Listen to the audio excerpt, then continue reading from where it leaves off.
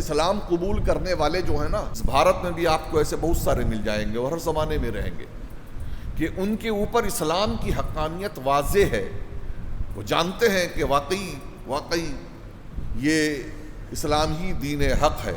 ابھی کسی نے کان میں یہ بات ڈالی واللہ عالم، اور وہ بندہ اثر و رسوخ والا تھا. اس نے کہا جانتے ہیں کہ وہ مولانا کلیم صدیقی کو جو جیل کے سلاخوں کے پیچھے ڈالا گیا، اس کی بڑی وجہ کیا ہے؟ میں نے کہا نہیں، تو چونکہ تبلیغ دین کا کام کر رہے تھے اور بہت سارے مسلمان جو ہیں غیر مسلم مسلمان ہوئے تھے، اس میں کوئی دو رائے نہیں.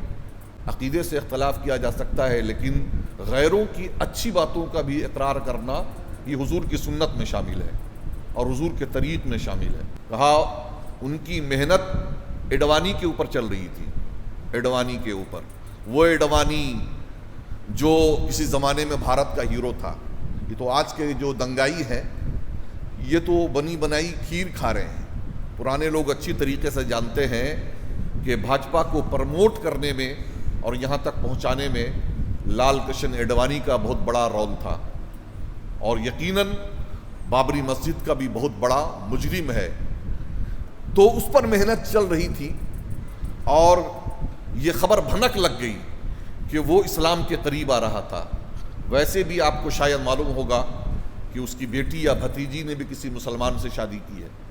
تو یہ خوب جانتے ہیں اسلام کی حقیقت، کیونکہ بہت سارے ایسے اسلام دشمن ہیں کہ جو بھاشن میں اور عوام میں اور ہندو لوگوں کے سامنے تو بھڑکاؤ بھاشن دیتے ہیں، لیکن اپنے ڈرائنگ روم میں اسلام کی عظمت کو وہ قبول کرتے ہیں.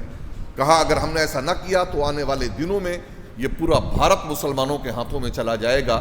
جس تیزی سے لوگ اسلام قبول کر رہے ہیں، جس تیزی سے اسلام کے دامن میں لوگ آ رہے ہیں، تو وہ لوگوں کو بھنک لگ گئی کہ اگر اڈوانی نے اسلام قبول کر لیا تو غضب ہو جائے گا، غضب ہو جائے گا.